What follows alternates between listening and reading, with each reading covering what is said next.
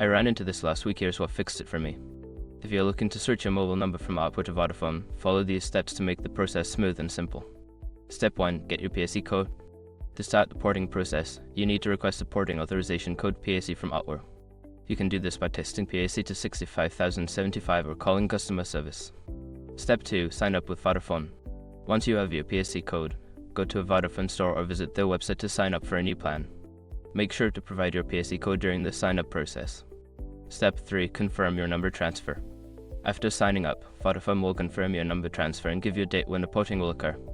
This usually takes 1 working day. Step 4. Insert your new SIM card. On the day of the port, insert your new Vodafone SIM card into your phone. Make sure your phone is switched off before doing this. Step 5. Test your new service. Once your phone is back on, test to see if your number has successfully transferred by making a call or sending a text. If it doesn't work immediately, give it a few minutes. Remember, if you encounter any issues during the process, both Oppo and Vodafone customer service are there to help. Good luck with your new service.